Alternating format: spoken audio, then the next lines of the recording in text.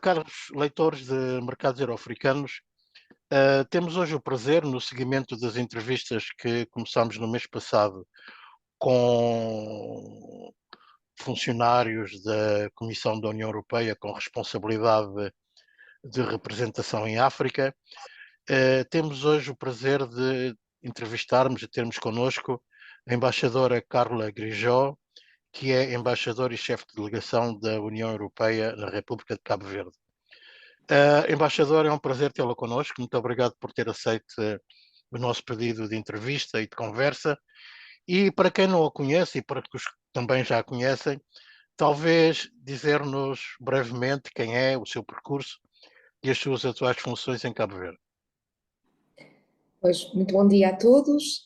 Como acabou de dizer, sou embaixadora da União Europeia em Cabo Verde. Cheguei a Cabo Verde sensivelmente há um ano atrás, em setembro de 2021. E este é o meu primeiro lugar como embaixadora e é também a primeira vez que exerço funções de embaixadora. Eu sou diplomata portuguesa, sempre, desde 96, que foi quando entrei para o Ministério dos Negócios Estrangeiros, já exerci em diferentes países do mundo, na Indonésia, no Brasil, em Marrocos, mas esta é a minha primeira experiência no Serviço Europeu de Ação Externa, que é, como sabem, o Serviço Diplomático Europeu. Muito bem, e em relação às suas funções atuais, exatamente o que é que faz uma embaixadora da União Europeia em Cabo Verde? Forma muito, uma descrição muito geral daquilo que faz um embaixador da União Europeia no país de acolhimento, representa os interesses da União Europeia, mas também procuro incentivar a cooperação e o diálogo político com as autoridades cabo-verdianas. Muito bem. É um trabalho muito multifacetado. Os dias não há 2 dias iguais. Como veremos ao longo desta entrevista, tocamos em muitos assuntos diferentes ao longo do ano. Muito obrigado, embaixador. Então, a minha primeira pergunta seria o seguinte: se bem me recordo, nas comemorações do Dia da Europa, a 9 de maio, a embaixadora referiu-se à relação entre a União Europeia e Cabo Verde como uma relação com uma arquitetura sólida. O que é que isso significa? Isso quer dizer o quê? Quais são os pontos fracos, os pontos bons, os excelentes e o que pode ser melhorado na relação entre a União Europeia e Cabo Verde? Bom, pode-se sempre melhorar, claro, mas o que eu queria dizer com essa referência no dia 9 de maio é que a nossa parceria com Cabo Verde assenta numa parceria especial, que é uma arquitetura única. A União Europeia não tem este tipo de relação com nenhum outro país do continente africano. Foi estabelecida em 2007, embora as relações entre a União Europeia e Cabo Verde sejam muito anteriores, obviamente, desde a independência do país que a União Europeia tem desenvolvido relações muito próximas com Cabo Verde, mas em 2007, fruto dos valores que partilhamos, União Europeia e Cabo Verde, em particular o compromisso com a democracia, com o Estado de Direito, a defesa que ambos temos feito nas instâncias internacionais do multilateralismo, pareceu-nos do lado da União Europeia que isto justificaria fazer um upgrade desta relação e foi então, desde 2007, declarámos-nos parceiros especiais, o que significa, em termos práticos, uma intensificação também da relação, quer em termos de cooperação política, quer em termos do aprofundamento das relações económicas e comerciais, mas também muito a convergência normativa, a cooperação sempre foi o tema central das relações entre a União Europeia e Cabo Verde, mas desde então, desde 2007, digamos que essa cooperação se tem aperfeiçoado com base numa agenda de interesses comuns e de interesses partilhados. Diga-me uma coisa, embaixadora. Antes de falarmos especificamente dessa parceria dita especial que foi criada em 2007, referiu-se e disse que o único país em África que tem este tipo de parceria com a União Europeia é Cabo Verde. O que é que faz Cabo Sim. Verde tão especial em relação aos outros países da África? Porquê Cabo Verde? Porque não o Senegal, o Quénia, a África do Sul? Bom, que Cabo Verde tem esta característica de ser um Estado arquipelágico, com muito poucos recursos naturais, mas em que talvez por isso mesmo houve um forte investimento no desenvolvimento, houve e continua a haver um forte investimento no desenvolvimento humano e no reforço das instituições. Portanto, e estas duas características, a aposta nas pessoas, no desenvolvimento humano a vontade do Estado cabo-verdiano de reforçar as suas instituições, tornam de facto um caso muito exemplar no continente africano. E Cabo Verde está muitas vezes na frente, na linha da frente, de experiências de reforço institucional, por exemplo, em termos eleitorais, é uma democracia muito consolidada. Nas últimas eleições que tiveram lugar em Cabo Verde, mesmo durante o período Covid, foi possível organizar eleições de forma democrática, com os resultados a serem rapidamente apurados, com a aceitação dos resultados por todas as partes. Isto não é se olhar para o continente africano, verá que não é comum. E, portanto, estas características fazem, de facto, Cabo Verde um parceiro especial, e um parceiro especial para a União Europeia. Muito obrigado por essas explicações. Em relação a esse acordo, ou essa parceria dita especial, quais são os setores específicos e prioridades dessa parceria e o que é que representa em termos financeiros?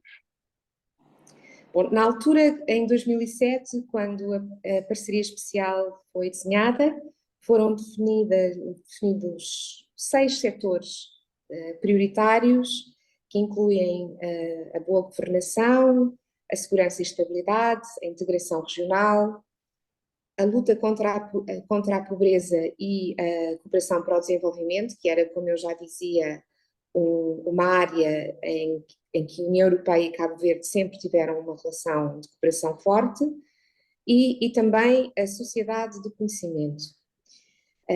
Posteriormente, em 2017, foram ainda acrescentadas outras áreas, nomeadamente o investimento, o emprego, o crescimento sustentável, a economia azul e a reforma da administração pública. Estes temas são, no fundo, temas que exemplificam o tipo de diálogo e de conversa que a União Europeia e Cabo Verde vão tendo ao longo dos anos, mas não são estanques. Não significa que não haja uma certa permeabilidade entre os temas, e até outros que não estão aqui referidos e que são também desenvolvidos. No fundo, são linhas orientadoras que mostram de que forma é que os parceiros especiais, ao longo dos anos, vão construindo a sua agenda. E é uma agenda que é construída em parceria também, através de reuniões que têm lugar ao nível técnico, na praia e em Bruxelas, mas também ao nível político. Nós temos tendencialmente reuniões ministeriais, ao nível ministerial, anualmente. Eu digo tendencialmente porque tem havido alguns anos em que a reunião não se tem realizado, mas tem lugar logo no ano seguinte. Portanto, é uma parceria que assenta muito também nesta característica do diálogo político muito regular e constante. E diga uma coisa, em relação a números, em relação a. Falamos de um envelope financeiro, de uma contribuição, de um apoio, de quanto em relação a esta parceria especial? Bom, relativamente a números, diria que é mais fácil, talvez, dar uma indicação do ciclo de programação anterior, que se concluiu em 2020, exatamente, foi entre 2014 e 2020, em que o nosso envelope financeiro para Cabo Verde incluía, à partida, 55 milhões de euros, mas que acabou, a esses 55 milhões de euros acabaram por ser acrescentados no final, durante esse ciclo de programação, mais 14 milhões de euros, estes últimos, um pouco para dar resposta a situações de emergência que foram ocorrendo, nomeadamente derivadas de períodos de seca ou até de períodos, porque em Cabo Verde é um país bastante afetado já pelas alterações climáticas e temos aqui fenómenos climatéricos extremos, umas vezes a situação é de seca extrema, logo a seguir podem vir chuvas torrenciais que provocam inundações, e Cabo Verde neste período entre 2014 e 2020 sofreu de ambos os fenómenos, e a União Europeia, para além do seu pacote financeiro que é aprovado no início do ciclo de programação, ainda acrescentou mais este envelope financeiro para este tipo de situações de emergência. E por isso é que é muito difícil dizer a esta altura qual vai ser o montante financeiro que a União Europeia vai despender no atual ciclo de programação, que começou em 2021 e se prolongará até 2027. O que temos para já como indicação segura é o valor do nosso pacote financeiro até 2024, que inclui um apoio orçamental direto ao Orçamento de Estado de Cabo Verde, no valor de 18 milhões de euros, e depois haverá outros 6 milhões de euros que se destinam a outro tipo de programas, nomeadamente de apoio à sociedade civil e de assistência técnica, que é negociada caso a caso. Por exemplo, um caso muito atual, o governo de Cabo Verde está a desenhar a sua estratégia para desenvolver a economia azul. Essa pode ser uma área onde a assistência técnica da União Europeia pode intervir, mas é acordado, é uma decisão que é feita em conjunto com as autoridades cabo-verdianas. Muito obrigado. Referiu-se, no quadro dessa parceria especial, referiu-se à cooperação regional, que a União Sim. Europeia apoia a cooperação regional, e se me lembro, essa cooperação regional tinha a ver com as ilhas portuguesas e espanholas da Madeira, Açores e Canárias, e também com a CEDEAO, que engloba a África Ocidental. Exatamente em que é que Cabo Verde apoia, em que é que a União Europeia apoia Cabo Verde no quadro dessa cooperação regional? São duas áreas geográficas muito distintas, mas onde Cabo Verde desempenha um papel relevante.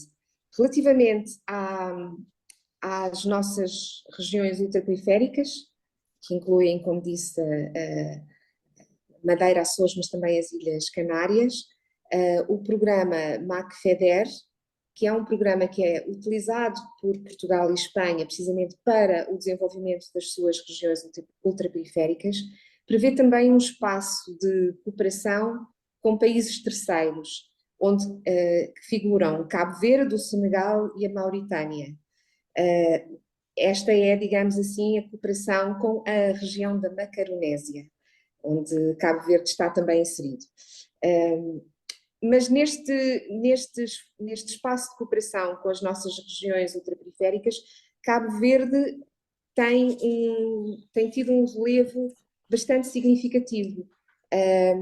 No ciclo anterior, no ciclo de programação anterior, por exemplo, eu tenho aqui a indicação que destes 3 países terceiros que participam, Houve 69 participantes cabo-verdianos, enquanto houve 27 participantes senegaleses e 25 mauritanos. Portanto, por aqui se vê que Cabo Verde é um dos países terceiros que mais tem aproveitado esta possibilidade de cooperação com as regiões E a cooperação é ultraperiféricas. exatamente em quê? Em que setores? Que tipo de projetos? Sim. Ela desenvolve-se em vários eixos, mas inclui, por exemplo, a promoção de adaptação às alterações climáticas e a prevenção de gestão de riscos. Cabo Verde partilha, por exemplo, muitas características em termos de ambientais com as Ilhas Canárias, por exemplo, portanto faz muito sentido que haja essa ligação. Há também um eixo mais geral de conservação e proteção do ambiente e de promover a utilização eficaz de recursos. Por exemplo, em Cabo Verde temos aqui um problema muito premente com a questão da água. Praticamente toda a água que é consumida em Cabo Verde provém de dessalinização, que é um processo que ao mesmo tempo também consome muita energia. Portanto, Cabo Verde tem aqui um problema estrutural para resolver relativamente à água e pode beber muito da experiência já feita nas Ilhas Canárias, por exemplo. Mas há também outros eixos, o desenvolvimento tecnológico e a inovação, a melhoria da competitividade das empresas e do setor privado, de forma geral, e também um eixo muito importante para Cabo Verde, que é o da capacitação e reforço da eficácia das administrações públicas, quer ao nível central, quer ao nível local. Cabo Verde está dividido em 22 municípios e todos estes municípios cabo-verdianos podem também beneficiar e muito de uma cooperação com congêneres das nossas regiões ultraperiféricas. Em jeito de números, eu não tenho aqui os números de Cabo Verde, mas como vimos, Cabo Verde é um dos países que tem beneficiado maioritariamente desta possibilidade do programa FEDER, que no ciclo de programação anterior destinou cerca de 54 milhões de euros para esta cooperação entre regiões ultraperiféricas e países terceiros vizinhos dessas regiões ultraperiféricas. Não mencionou transporte. Diga. Não, transportes não está aqui neste programa, no programa MAC-FEDER. Relativamente à CEDEAO, à região da África Ocidental, aí, para além do apoio que a União Europeia faz, de forma geral, ao processo de integração da própria comunidade dos Estados da África Ocidental, no que diz respeito a Cabo Verde, procuramos incentivar muito o país a servir de ponte com os países da África Ocidental, até pela questão da partilha de valores que temos com Cabo Verde. Há um setor em particular, que é o setor da segurança, onde temos vindo a registar um interesse forte por parte de Cabo Verde em assumir-se até como piloto em experiências que depois podem ser, eu não digo replicadas porque cada país é diferente, mas que podem ser, essa experiência pode depois ser utilizada também noutros países da CEDEAO. Um exemplo muito concreto é o da cooperação policial. Nós estamos neste momento, a União Europeia, a apoiar um projeto que é implementado pela Interpol, é financiado pela União Europeia e implementado pela Interpol, que irá permitir, uma vez concluído, para além do desenvolvimento em cada um dos estados da África Ocidental de uma base de dados nacional, de dados relativos a crimes, sobretudo com incidência em crimes transnacionais, não é? Como tráfico de drogas ou o tráfico de pessoas, crimes que têm esta particularidade de atravessar fronteiras. Para além da criação da base de dados nacional, o que se pretende é que essas bases de dados comuniquem entre si, nos diferentes Estados-membros da CEDEAO, mas depois também numa fase ainda posterior, possam ter ligação às próprias bases de dados da Interpol. Isso, obviamente, terá um impacto no combate ao crime transnacional e ao crime organizado muito forte. E Cabo Verde é um dos países que está mais adiantados nesse processo. Já tem o centro de recolha de dados instalado, equipado, o pessoal que vai trabalhar nesse centro já está designado e está neste momento a ser formado pela Interpol. Esperamos que até ao final do ano seja possível ainda inaugurar esse Centro Nacional em Cabo Verde. Pronto, esse é um bom exemplo de uma coisa muito concreta que está a ser feita em termos de integração regional numa área muito relevante para a região, mas também para a própria União Europeia. Embaixadora, muito obrigado. Mas já que se referiu à questão da segurança, eu tinha pensado falar de segurança mais tarde, mas já que temos a mão na massa, como se diz, falamos sobretudo de segurança, estabilidade, luta contra o crime organizado transnacional, segurança marítima, mas falando da CEDEAO e da situação de terrorismo na toda a zona do Sahel, que neste momento já está a afetar países como o Benin, por exemplo, esta luta ou este apoio à luta antiterrorista engloba também o apoio de Cabo Verde, ou Cabo Verde está fora, digamos, desses parâmetros e o apoio está focalizado sobretudo nos domínios de luta contra o crime organizado transnacional? Eu acho que nenhum país se pode colocar de fora. Cabo Verde, talvez pela sua condição arquipelágica, esteja um pouco mais protegido do que outros países da África Ocidental, mas não está isento de riscos, e nomeadamente pelo facto de ter uma extensão de águas territoriais muito grande. Aqui é frequentemente sublinhado que Cabo Verde é sobretudo mar, não é? 99% do território de Cabo Verde é mar, e tem ao mesmo tempo uma ainda deficiente capacidade de vigilância dessas águas e, portanto, essa é uma área em que o país tem estado também muito empenhado e em que a União Europeia também tem procurado apoiar, nomeadamente através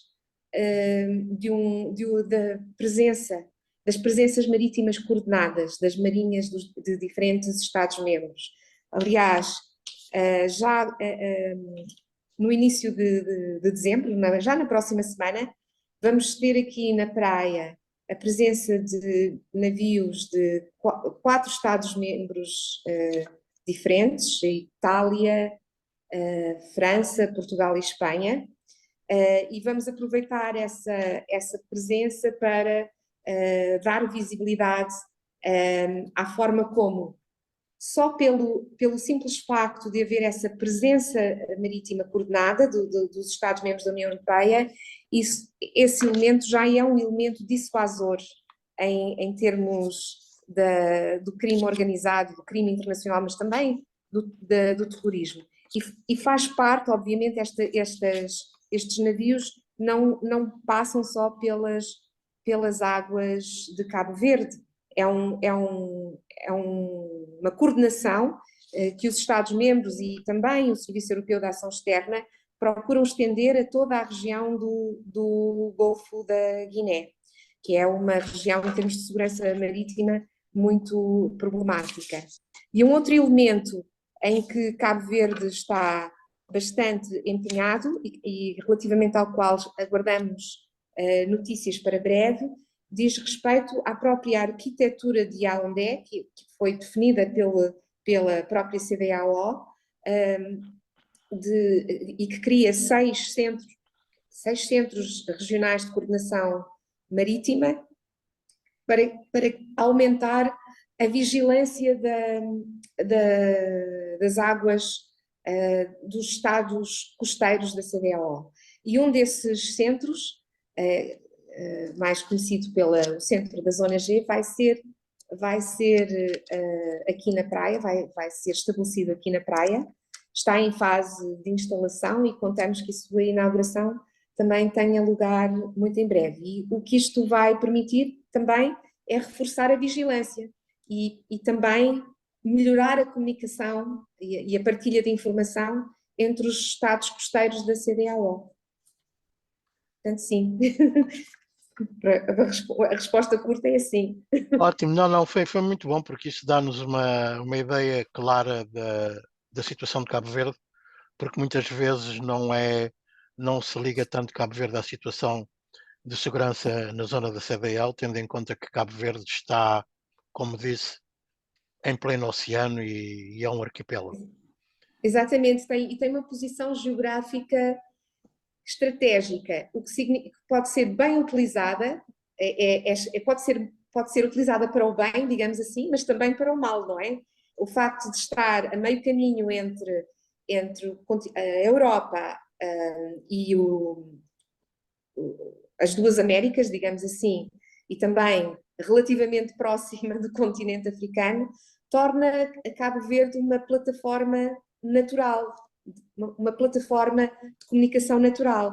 E quando eu digo que pode ser utilizada para o bem, por exemplo, é também por causa dessa localização geográfica que Cabo Verde se está a transformar num hub de passagem dos cabos submarinos de fibra óptica.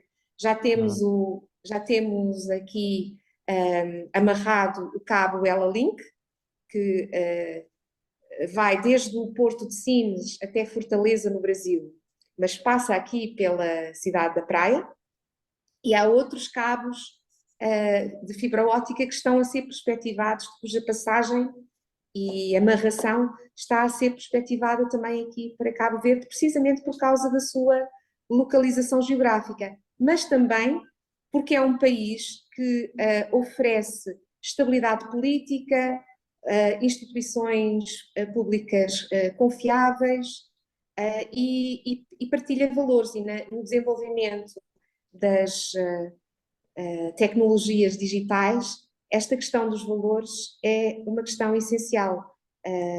Temos que ter muito em atenção quem são os parceiros com quem acordamos, porque, aliás, o contexto internacional todo nos está a mostrar que as democracias têm que estar mais unidas. A democracia é um valor estratégico. E Cabo Verde está claramente empenhada em desenvolver o seu Estado de Direito Democrático, e, portanto, é desse ponto de vista um parceiro especial, novamente. Embaixadora, muito obrigado então pelas suas explicações sobre Cabo Verde no contexto securitário da zona da África Ocidental. E falemos agora de economia. Há poucos dias terminou a recente missão do FMI, que concluiu a aprovação de 60 milhões de dólares ao abrigo da chamada Facilidade de Crédito Alargada. O país este ano tem uma projeção de crescimento de 4%, e o que não são muito boas notícias é o rácio da dívida pública para o PIB, que são quase 148%, e o déficit fiscal de 9% do PIB. Claro que tudo isto inclui os pacotes de apoio e de ajuda, tendo em conta a situação de guerra devido à invasão russa da Ucrânia. Neste contexto difícil para Cabo Verde, mas que também é difícil a nível internacional, incluindo para os países membros da União Europeia. Como é que a cooperação e o apoio da União Europeia se insere na economia cabo-verdiana? Então, há algumas, apesar de tudo, algumas notícias recentes que melhoram um pouco a descrição que fez. Em particular, o próprio FMI realizou com o governo de Cabo Verde, com o Ministério das Finanças em particular, eu não sei se a expressão em português é correta, rebaseamento, ou rebasing do PIB de Cabo Verde, que leva Fez uma revisão das bases, não é? exatamente, leva a que o rácio dívida pública PIB. relativamente ao PIB tenha melhorado, ou melhor, vai melhorar, vai passar do valor que referiu para 130% do PIB. Embora seja ainda alto, há uma melhoria considerável e isto é importante em termos da posição de Cabo Verde em relação aos seus parceiros, aos seus credores, no fundo, e aos seus financiadores. Logo após a missão do FMI que referiu, também teve aqui lugar na praia uma reunião do Grupo de Apoio Orçamental, que são os parceiros bilaterais, mas também multilaterais, que incluem-se aí o Banco Africano para o Desenvolvimento e o Banco Mundial, que dão apoio direto ao orçamento de Estado cabo-verdiano, e aí também foram anunciados na verdade, novos empréstimos concessionais, mas empréstimos importantes por parte do Banco Mundial, mas também, por exemplo, por parte do Luxemburgo, novas subvenções, que eu penso que em conjunto também, se bem me recordo, também são cerca de 60 milhões de euros neste caso. Eu depois posso lhe enviar o comunicado de imprensa desse grupo de apoio orçamental para que fique com toda a informação. Mas é verdade que Cabo Verde, como todos os países do mundo, está perante uma situação está num contexto de grande incerteza internacional, não é? E está a sofrer muito, em Cabo Verde sofre-se muito a pressão inflacionista, porque é um país, temos que ter em conta que é um país que importa praticamente tudo o que consome, quer em termos de bens básicos alimentares, quer tudo o resto que se possa pensar que um país necessita para viver. Cabo Verde importa e, portanto, importa também a inflação. Mais ainda, a sua economia está muito integrada com a economia europeia e, portanto, tudo o que se passa na Europa acaba por ter também repercussões em Cabo Verde. Este é um contexto que é um contexto difícil, obviamente, não é só difícil para Cabo Verde, mas por causa da sua condição insular e pela sua dependência das importações, incluindo das importações de combustível fóssil, Cabo Verde está a gerir uma pressão inflacionista forte. Aqui têm sido tomadas medidas para procurar manter os preços, pelo menos de alguns bens alimentares básicos, e os preços da energia a um nível comportável, com o poder de compra dos consumidores cabo-verdianos, mas é claro que há uma situação difícil a gerir. O ponto importante é que, apesar do contexto, Cabo Verde está apostado em manter as suas metas estratégicas a médio e longo prazo, que eu penso que são também aquelas que permitirão ao país tornar a sua economia mais resiliente. Uma dessas metas é precisamente a da transição energética. Cabo Verde tem a ambição de até 2030 integrar no seu mix energético 50% de fontes renováveis. E está a caminho, porque neste momento já está em cerca de 22%. Portanto, está a caminho. E essa é uma área em que nós, na União Europeia, estamos fortemente apostados em apoiar Cabo Verde, porque a questão da transição energética, tornar o país menos dependente de combustíveis fósseis e a utilizar mais energias renováveis, permitirá também resolver a questão da água, como eu disse há pouco, não é? Tornará a produção de água dessalinizada também mais barata, o que significa que também pode essa água ser mais utilizada, por exemplo, para projetos de agricultura. Portanto, é uma questão muito estrutural. E o ambiente que se vive aqui um pouco em Cabo Verde é o de que esta crise, e nomeadamente a alta dos preços da energia, só veio reforçar o acerto desta ambição e desta política de transição energética. O que nós estamos a tentar procurar fazer, e esteve aqui também em outubro uma missão do Banco Europeu de Investimento, uma missão técnica, é atrair investimento europeu, nomeadamente para esse setor da transição energética.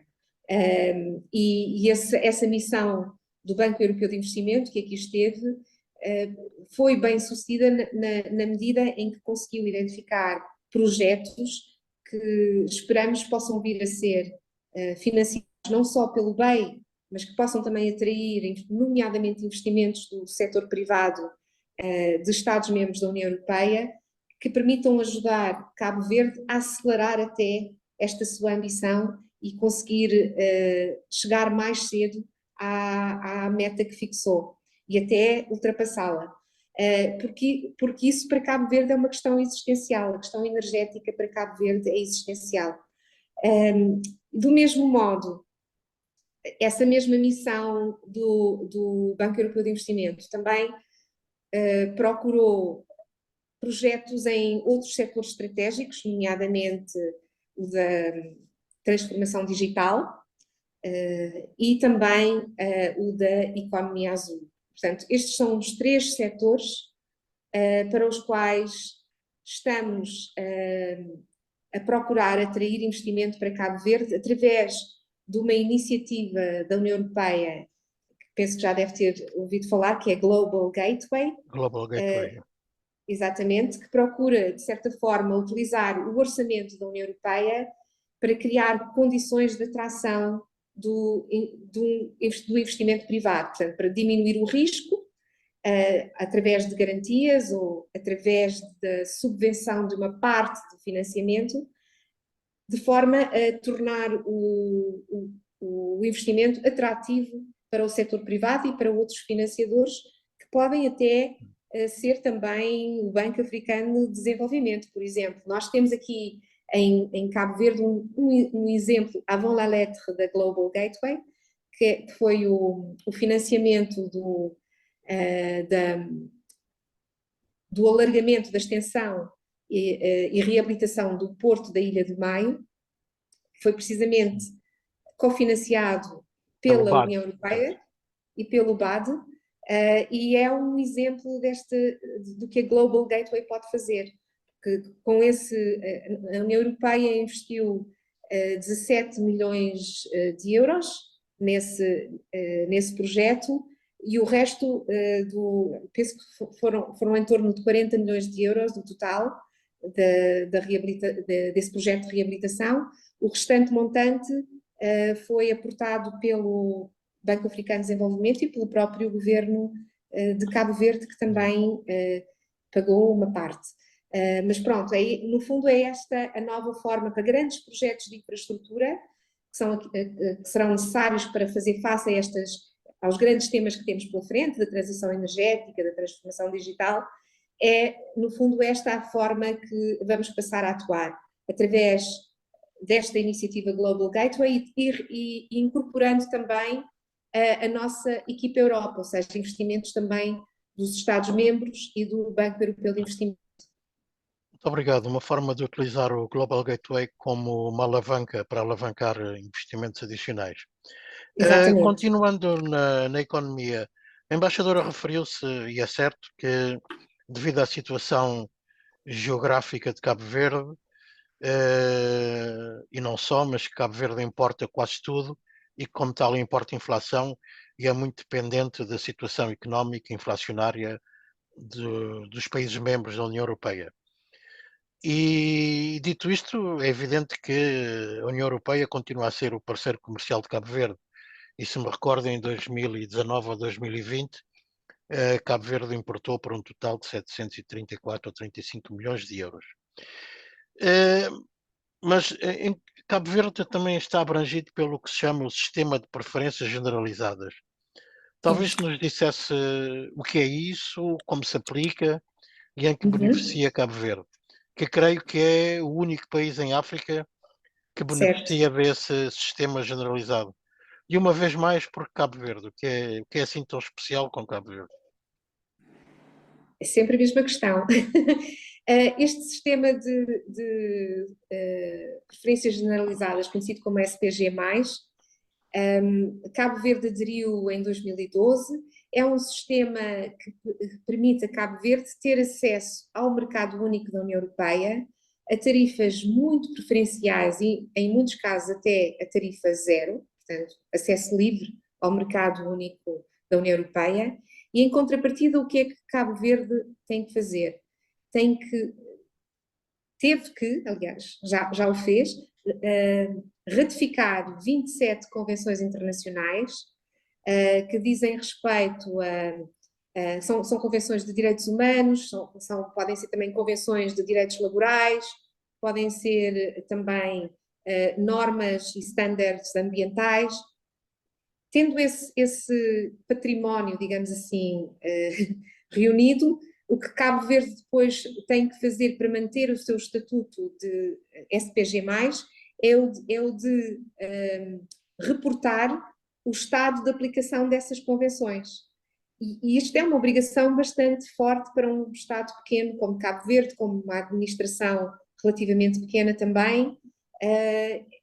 Esta obrigação de reporte é relativamente pesada, mas Cabo Verde tem conseguido, é verdade que em alguns casos com atraso, e é preciso insistir pelas respostas, mas tem conseguido cumprir as suas obrigações de reporte ao longo dos anos e manter este sistema. A vantagem é óbvia, é produtos made in Portugal, made in Cabo Verde podem circular na União Europeia sem a aplicação de taxas alfandegárias. É verdade que é uma gota d'água para a União Europeia, mas é muito importante para o desenvolvimento económico de Cabo Verde. Até hoje têm sido utilizadas, sobretudo nas principais exportações de Cabo Verde, que são produtos na área das pescas. Muito bem, obrigado pela explicação. Eh, Falemos agora, referiu-se também que no apoio a Cabo Verde, o apoio à transição energética é um dos pilares da cooperação União Europeia e Cabo Verde.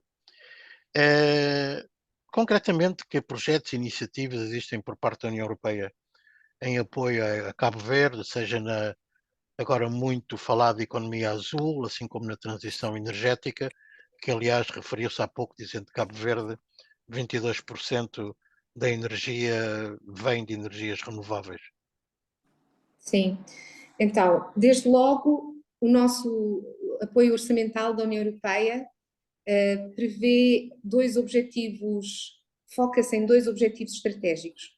O primeiro é o da erradicação da pobreza extrema, e o segundo é o da transição energética. E nesse contexto, o que temos feito é ajudado Cabo Verde a estabelecer o seu quadro regulador para a transição energética. E fazemos-lo também em consonância com os Estados-membros da União Europeia, nomeadamente com o Luxemburgo, que tem sido um importante financiador em termos dos estudos de viabilidade dos diferentes projetos na área da transição energética. Portanto, procuramos fazê-lo em consonância com os nossos Estados-membros, mas também com outros parceiros internacionais. O Banco Mundial, por exemplo, tem também um forte interesse em apoiar Cabo Verde no desenvolvimento do setor. E, portanto, o que temos procurado fazer para já estamos neste apoio da constituição do quadro regulador, em que nomeadamente o setor privado irá operar, com a Global Gateway queremos passar à etapa da atração do investimento para a materialização de projetos concretos. Esses 22% que acabou de referir resultam, por exemplo, de um único investimento do Banco Europeu de Investimento numa empresa do setor privado cabo-verdiano, Cabo Eólica, portanto, do setor da energia eólica, que quando começou a operar, o resultado permitiu esse resultado de penetração de 22% de energias renováveis no mix energético de Cabo Verde. Portanto, por isso vê, sendo o país tendo uma dimensão relativamente pequena, um investimento tem um grande impacto no alcance das metas de transição energética. E por isso nós pensamos que a ambição do governo cabo-verdiano é materializável, é ambiciosa, mas é execuível, desde que se consigam atrair os investidores. E é nessa senda que estamos também, em conjunto com os nossos Estados-membros. Muito obrigado por essa explicação. Da minha parte, uma última pergunta. Referiu-se várias vezes, seja falando da economia, da parceria especial com Cabo Verde, referiu-se várias vezes à questão do Estado de Direito e direitos humanos. Há a ideia, a percepção ou a realidade de que no contexto africano, e mais especificamente no contexto da África Ocidental e dos PALOP, sobretudo de vermos o que se passou com as eleições na Guiné Equatorial, há essa ideia de que Cabo Verde é um país com uma preocupação de construir o Estado de Direito, de inclusão, de direitos humanos. Partilha essa mesma opinião e o que é que faz a União Europeia a apoiar Cabo Verde nessa caminhada? Partilho essa opinião, aliás, já referi a questão das eleições, que mesmo durante o período de Covid, com todas as limitações que isso poderia trazer, decorreram normalmente eleições legislativas, eleições presidenciais, eleições municipais, sem nenhum atrito, e com os resultados conhecidos rapidamente. Aliás, estiveram aqui em Cabo Verde, na altura das eleições presidenciais, missões de observação da CEDEAO, precisamente não no sentido de observar o que se poderá ter passado errado, mas mais para perceber como é que o sistema eleitoral cabo-verdiano funciona. Portanto, tem esse impacto ao nível nacional, mas pode ter um impacto também na região de desmultiplicação de bons exemplos e de boas práticas. Mas noutras áreas também é interessante ver como Cabo Verde tem apostado no reforço das suas instituições democráticas. Uma área em que nós temos, por exemplo, colaborado através de um programa que também é financiado pela União Europeia, e que beneficia também outros países, que é o Programa de Apoio aos PALOP e a Timor-Leste, que é um programa que é apoiado por fundos regionais da União Europeia, apesar desta ser uma comunidade de países que não é necessariamente uma região, porque estão em diferentes espaços geográficos, mas têm muito em comum. Têm uma cultura em comum e partilham, obviamente, a língua, que também facilita a cooperação. E nesse contexto, um programa que é gerido, por exemplo, a partir da praia, e que está integrado no apoio à governação económica, é o da criação de orçamentos sensíveis ao género. Cabo Verde tem sido pioneiro nessa matéria, tem neste momento um orçamento de Estado que é sensível ao género, são utilizados marcadores que permitem monitorizar a forma como as políticas de género são inseridas no orçamento e o impacto que têm depois na prática. E esse mesmo exemplo depois é reproduzido nos outros países PALOP, mas há também já interesse mesmo de outros países fora desta comunidade em adotar esta prática. E assim como se desenvolveram marcadores de género para tornar o orçamento de Cabo Verde sensível ao género, pode-se fazer o mesmo, por exemplo, em relação a políticas de transição energética, políticas ambientais. Portanto, é uma metodologia que pode ser utilizada para outros objetivos.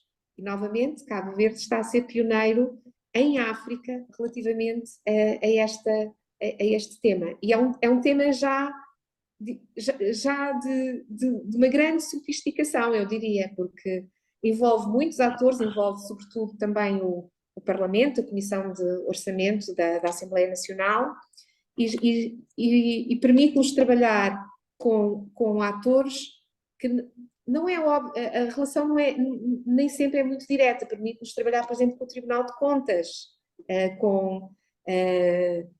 com outras entidades dentro do sistema institucional que nem sempre são alcançáveis, digamos assim, pelos programas usuais de cooperação. Muito obrigado. Da nossa parte é tudo. Se tiver algo que queira acrescentar, por favor. Só agradecer esta oportunidade, espero não ter sido demasiado detalhista e que tenha transmitido o quão bom é trabalhar em Cabo Verde e com os parceiros cabo-verdianos, e esperamos cá pela vossa visita. Muito obrigado, foi um prazer tê-lo entrevistado e até breve. Até breve.